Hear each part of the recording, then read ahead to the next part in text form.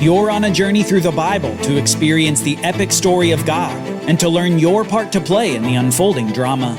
Prepare for your role as you learn your history, your enemy, and your king. Welcome to the Bible Brief. Join us today as we begin to hear the teaching of Messiah. Jesus explains the law of Moses and heightens the righteous requirements of the law. You're listening to the Bible Brief.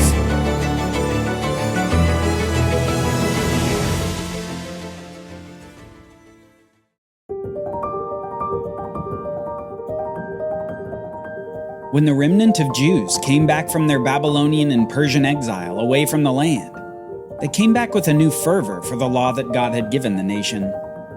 These were the rules for life that God gave them that would allow them to live a blessed life in the land, and they sought to follow them to a T. The priest Ezra had taught them the law and explained it to the returned exiles so that they could be sure to do what it said.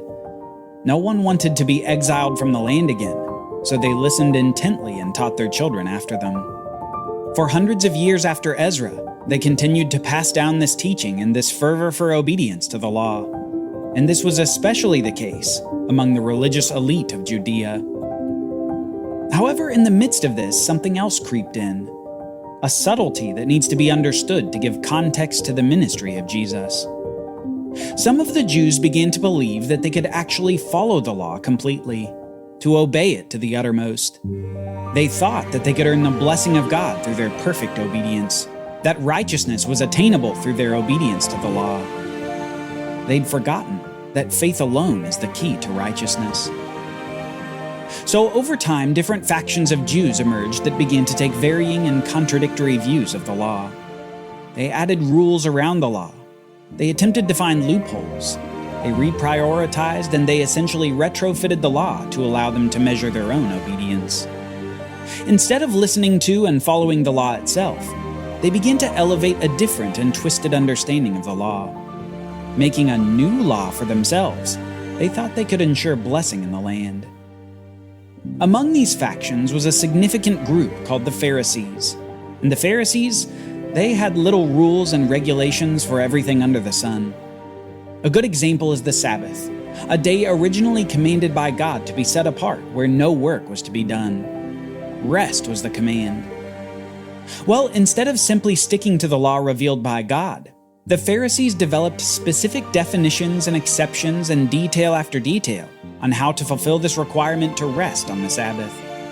They had specific definitions on what constituted work and on what didn't constitute work. How far could you walk on the Sabbath? They had a rule for that. Was helping during an emergency considered work? They had an answer for that. What were the exceptions to each of the rules? They had it all figured out.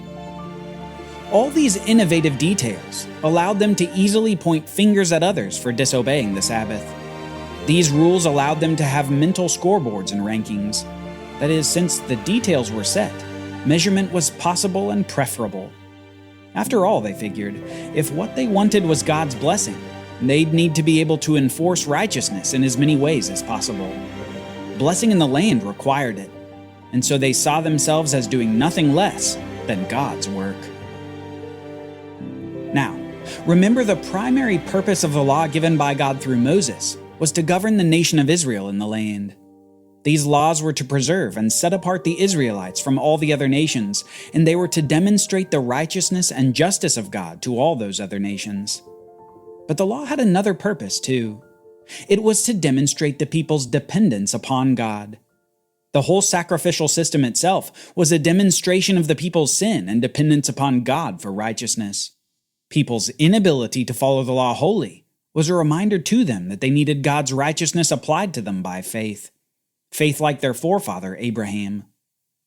It's this second purpose of dependence and faith that was substantially de-emphasized in the professional Jewish life of Jesus' day. The innovative law of the Pharisees and other groups was a law for earning the approval and blessing of God. Faith was necessary, sure, but not perhaps as essential as obedience to these other detailed rules and regulations.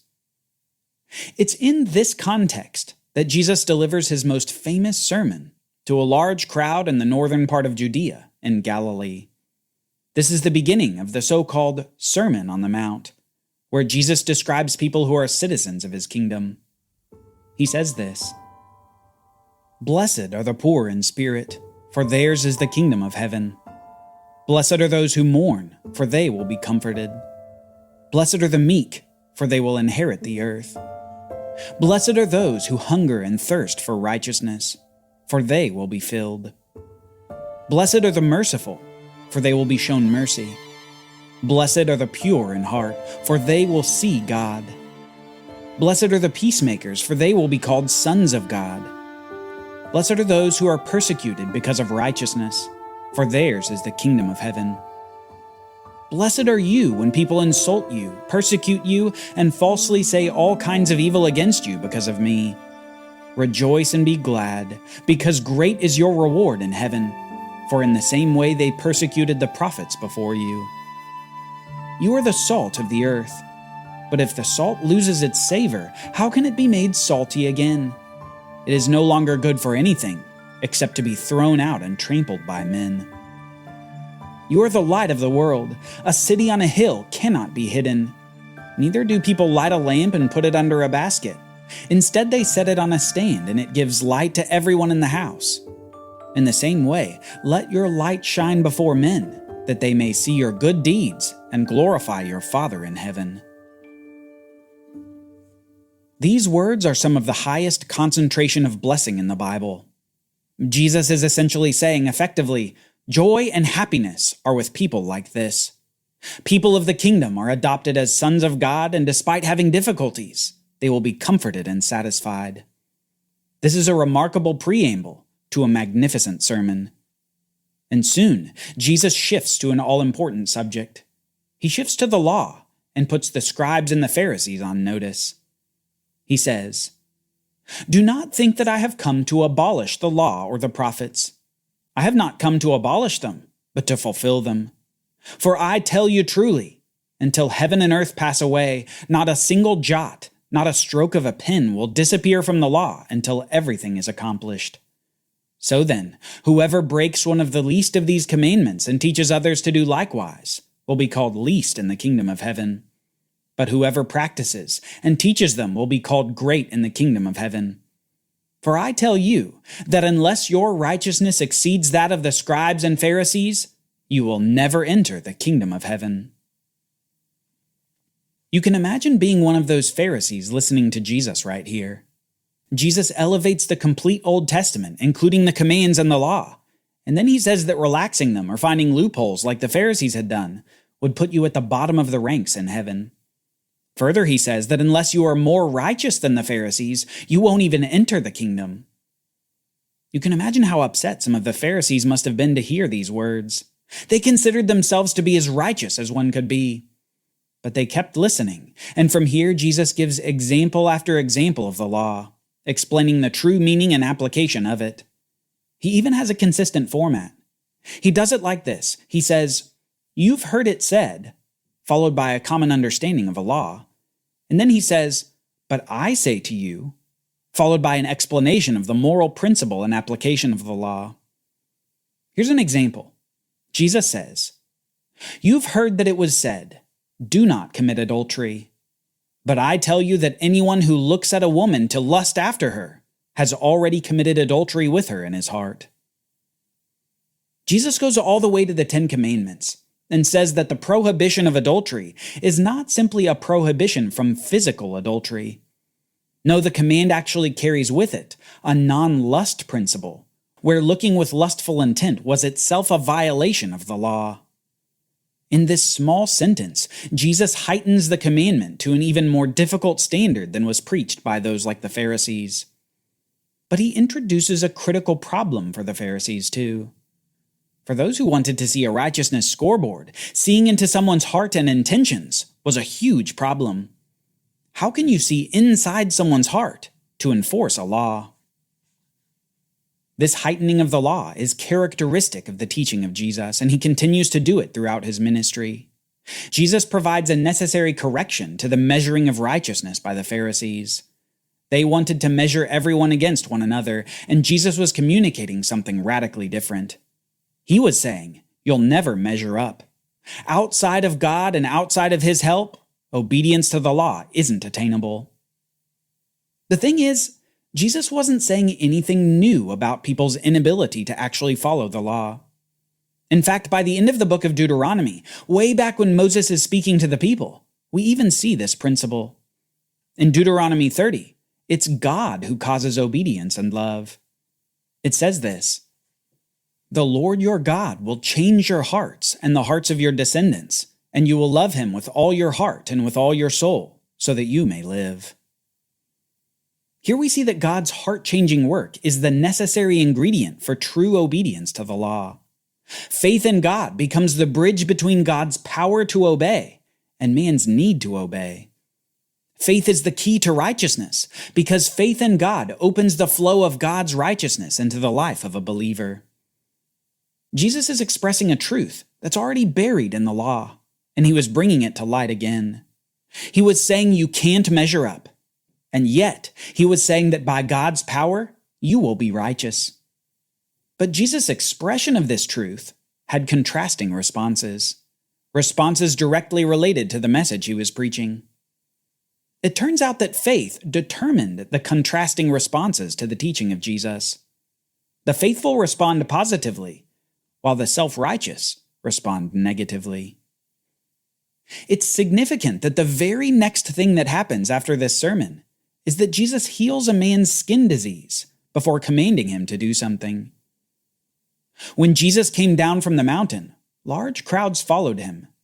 Suddenly a leper came and knelt before him, saying, "Lord, if you are willing, you can make me clean." Jesus reached out his hand and touched the man. "I am willing," he said. "Be clean." And immediately his leprosy was cleansed. The faith of this leper, the man with the skin disease, is demonstrated in his understanding that Jesus can heal him. He recognizes Jesus' authority, and he simply asks him to exercise that authority. And Jesus, for his part, responds to the man's faith by healing his skin disease. But then comes the command. Jesus instructed him, "See that you don't tell anyone, but go, show yourself to the priest, and offer the gift prescribed by Moses as a testimony to them." Not only did Jesus heal the man, but he demonstrates the same teaching about the law that he spoke in the Sermon on the Mount. He commanded that the healed man follow the law by offering the gift commanded in the law.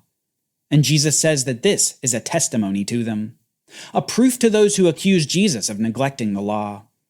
Apparently they thought that because Jesus rejected the Pharisaical addition of rules and regulations to the plain law, that he rejected the law of Moses in its entirety. But no, here with the healed man, Jesus is proving that he followed the law, the true law given by God. In fact, through his ministry, Jesus continually proves that he hadn't come to abolish the law, but instead to fulfill it. He understood that the law was deeper than merely the words of it. The law was also the moral principles behind the words. Remember his example. Physical adultery is not permitted, but neither is looking upon a woman with lustful intent.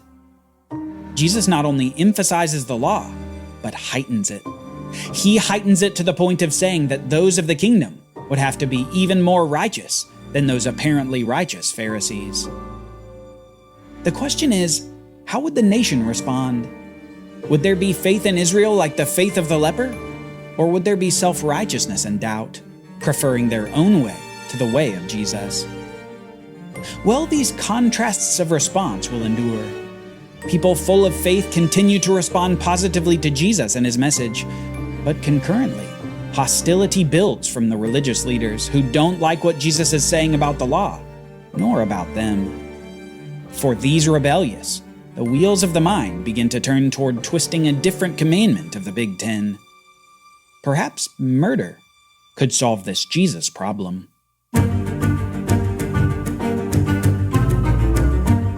Join us next time as we see more responses to Jesus and his message as he continues to challenge the Jews of his day with his profound teaching about God and about the law.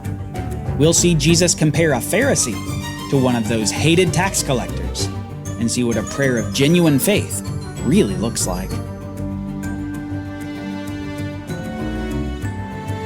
For Bible readings, reflection questions, and quizzes, don't miss the Bible Brief app. Available on iOS and Android, so you can go deeper into the story.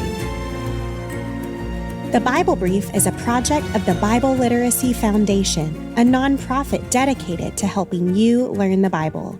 Give to support the Bible Brief by visiting BibleBrief.org or tap the Give link in the show notes. Thank you for supporting the Bible Literacy Foundation.